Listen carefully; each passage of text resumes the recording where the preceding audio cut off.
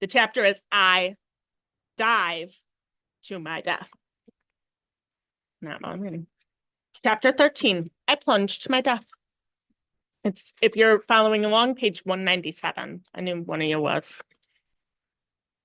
No.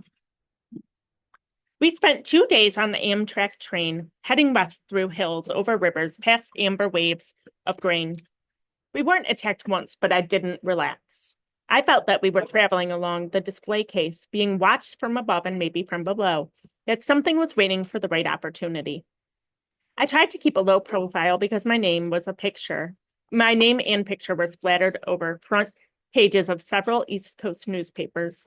The Trenton Register News showed a photo taken by a tourist as I got off the Greyhound bus. I had a wild look in my eyes. My sword was a metallic blur in my hands. It must have been a baseball bat or a lacrosse stick. The picture had a caption that said, 12-year-old Percy Jackson wanted for questioning in the Long Island disappearance of his mother 2 weeks ago. It's shown here fleeing from a bus where a bunch of elderly female passengers were attacked. The bus exploded on the East New York roadside shortly after Jackson fled the scene. Based on eyewitness accounts, police believe the boy may be traveling with 2 teenage accomplices. His stepfather, Gay Bugliano, has offered a cash reward for information leading to his capture. Don't worry, Annabeth said. Mortal police could never find us, but she didn't sound so sure. The rest of the day, I spent alternatively pacing the length of the train because I had really hard time sitting still or looking out the window. Once I spotted a family of centaurs galloping across a wheat field. Bows at the ready, and hunted lunch. Annabeth was quiet for a while. That doesn't sound like Hades. Or sorry, when you were asleep right now, you mumbled, I won't help you. What were you dreaming about? I said to Annabeth.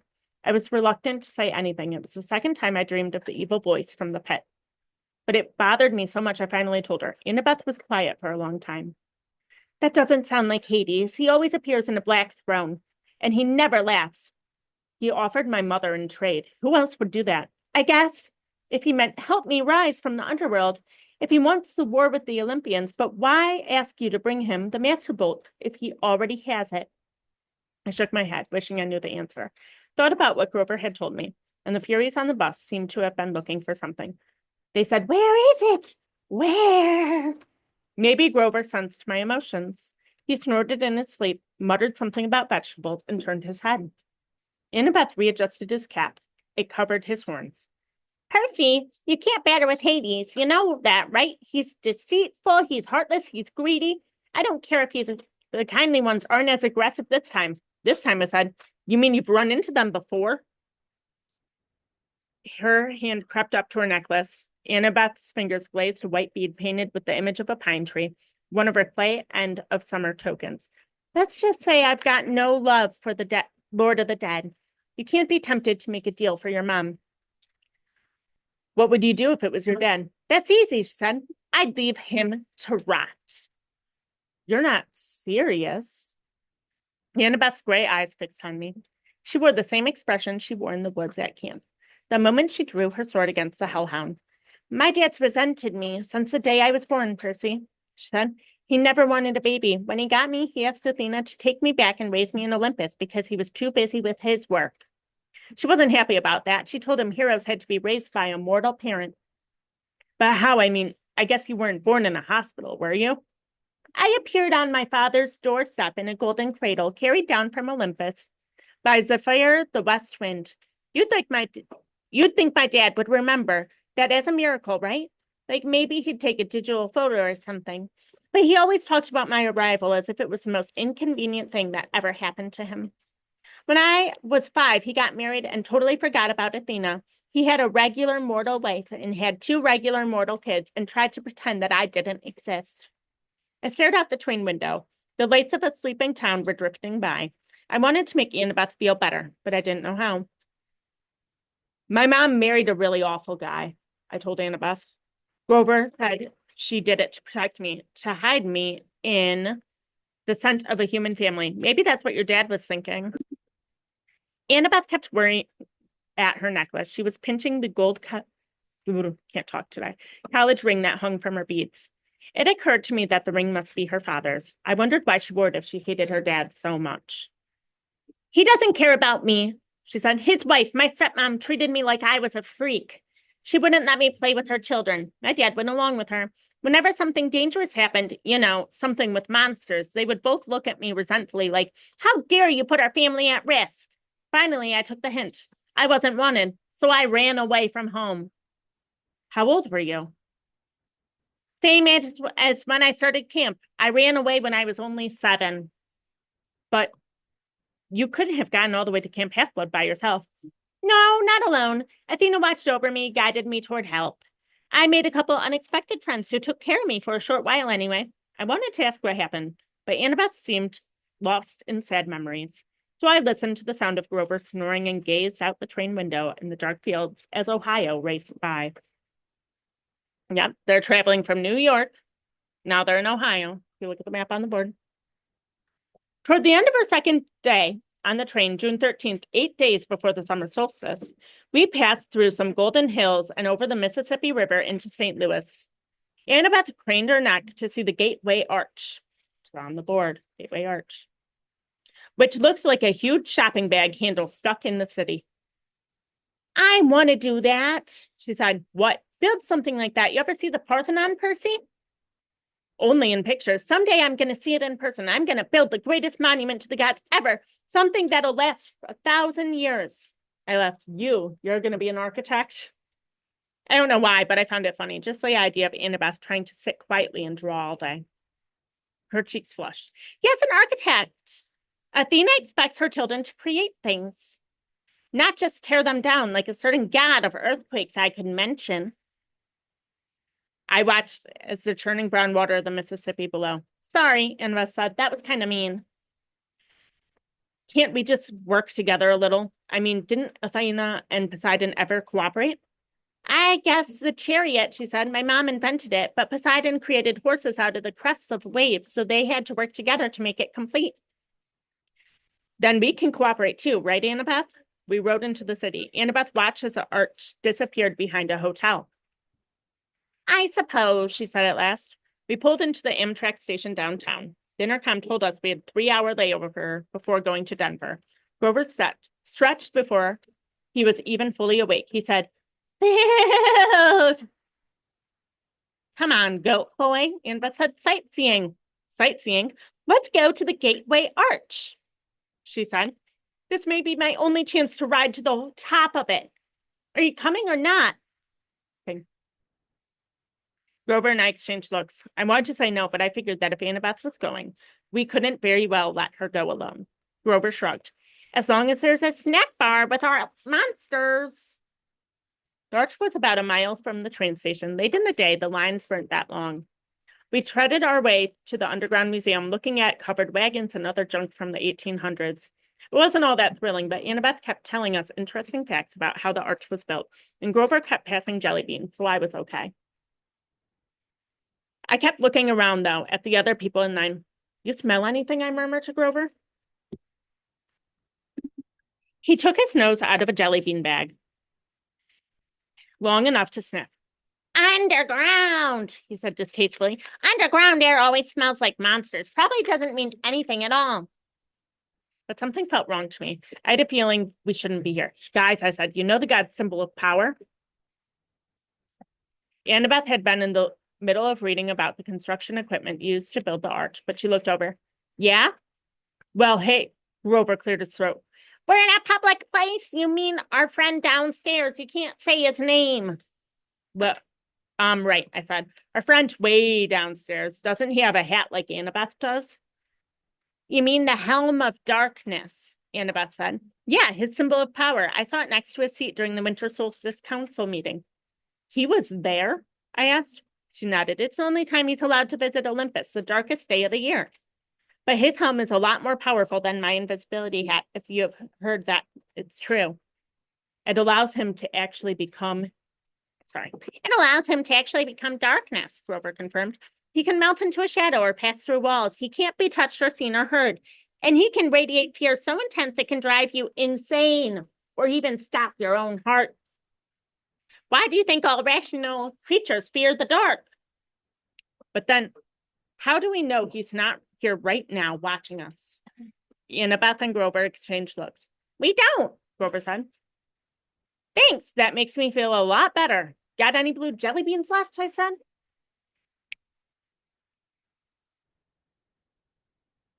I'd almost mastered my jumpy nerves when I saw a tiny little elevator car we were going to ride to the top of the arch. And I knew I was in trouble. I hate confined places. They make me go nuts. We got a shoehorn into a car that was with this big fat lady and her dog. A Chihuahua with a rhinestone collar. I figured the dog was a seeing eye Chihuahua because none of the guards said a word about it.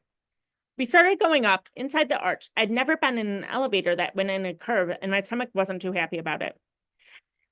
No parents? The fat lady asked us. She had beady eyes, pointy coffee-stained teeth, and a floppy denim hat, and a denim dress that bulged so much she looked like a blue jean blimp. They're below, Annabeth told her, scared of heights. Oh, the poor darlings, the Chihuahua growled. The woman said, now, Sonny, behave. The dog had beady eyes like its owner, intelligent and vicious. I said, oh, Sonny, is that his name? No, the lady said. She smiled as if that cleared everything up. At the top of the arch, the observation deck reminded me of a tin can with carpeting. Rows of tiny windows looked all over the city, and on one side, the river. On the other. The view was okay, but if there's something I like less than confined spaces, it's confined spaces 600 feet in the air. I was ready to go pretty quickly. Annabeth kept talking about structural supports and how she would have made the windows bigger and designed see-through floor. She probably could have stayed up there for hours, but luckily for the park ranger announced that the observation deck would be closing in a few minutes. I steered Grover and Annabeth toward the exit, loaded them in the elevator, and I was about to get mad myself when I realized there was already 2 other tourists inside, no room for me. The park ranger said, next car, sir. We'll get out, Annabeth said. We'll wait with you. But that was going to be a mess, and everybody up and take more time. So I said, nah, it's okay. I'll see you guys at the bottom. Grover and Annabeth both looked nervous, but they let the elevator door slide shut. Their car disappeared down the ramp. Now, the only people left on the observation deck were me, a little boy, and his parents. The park ranger and the fat lady with her Chihuahua. I smiled uneasily at the fat lady. All right. She smiled back, her forked tongue flickering between her teeth. Wait a minute. A forked tongue? Before I could decide if I'd really seen that, her Chihuahua jumped out and started yapping at me. Now, Sonny, she said, does that look like a good time? We have all these nice people here. Doggy, the little boy said, look, a doggy. His parents pulled him back. The Chihuahua bared its teeth at me, foam dripping from its black lips. Well, son, the fat lady said, if you insist. Ice started forming in my stomach. Did you call that Chihuahua your son? Chimera, dear. The fat lady corrected. Not a Chihuahua. Such an easy mistake to make. She rolled up her denim sleeves, revealed the skin on her arms were actually scaly and green. Then she smiled. I saw her teeth were actually fangs. The pupils of her eyes were slits like a reptile. The Chihuahua barked louder, and with every bark, it grew. First the size of a Doberman, then a lion. The bark became a roar. The little boy screamed. His parents pulled him back toward the exit, straight into the park ranger, who stood paralyzed, gaping at a monster. The chimera was now so tall, its back rubbed against the roof. Its head was the head of a lion with a blood-caked mane. The body and hooves of the giant goat and a serpent of a tail, a 10-foot-long diamond back growing right out of its shaggy behind. The rhinestone dog collar still hung around its neck, and the plate-sized dog tag was now easy to read. Chimera, rabid, fire-breathing, poisonous. If found, please call Tartarus. Extension 954. I realized I hadn't even uncapped my sword. My hands were numb. I was 10 feet away from the chimera's bloody maw, and I knew that as soon as I moved, the creature would lunge. The snake lady made a hissing noise that must have been laughter. Be honored, Percy Jackson. Lord Zeus rarely allows me to test with my brood, for I am the mother of monsters. I am the terrible Echidna. I stared at her. All I could think to say was, isn't that some kind of amphitheater? She howled, her reptilian face toward brown and green with rage. I hate when people say that. I hate Australia. Naming a ridiculous animal after me for that, Percy Jackson. My son shall destroy. The chimera charged, its lion teeth gnashing. I managed to leap aside to dodge the bite. I ended up next to a family and the park ranger who were all screaming now, trying to pry open an emergency exit door. I couldn't let them get hurt, so I uncapped my sword, ran to the other side of the deck, and yelled, "Hey, Chihuahua!" The chimera turned faster than I would have thought possible. Before I could swing my sword, it opened its mouth, emitting a stench like the world's largest barbecue pit, and shot a column of flames straight at me. I dove through the explosion. The carpet burst into flames. The heat was so intense it nearly seared off my eyebrows. Where I was standing a moment before was a ragged hole in the side of the arch, with melted metal streaming down the edges. Great, I thought. We just blowtorched a national monument. So if you look up here, they just burned a hole through the building. Riptide was now a shining bronze blade in my hands. As the chimera turned, I slashed at its neck. That was my fatal mistake. The blade sparked harmlessly off the dog collar. I tried to regain my balance, but I was so worried about defending myself against the fiery lion's mouth, I completely forgot about the serpent tail until it whipped around and sank its fangs into my calf. My whole leg was on fire. I tried to jab Riptide into the chimera's mouth, but the serpent tail wrapped around my ankles and pulled me off balance, and my blade flew out of my hand, spinning out of the hole of the arch toward the Mississippi River. I managed to get to my feet, but I knew I had lost. I was weaponless. I could feel deadly poison racing up to my chest. I remembered Chiron saying that Riptide would always return to me, but there was no pen in my pocket.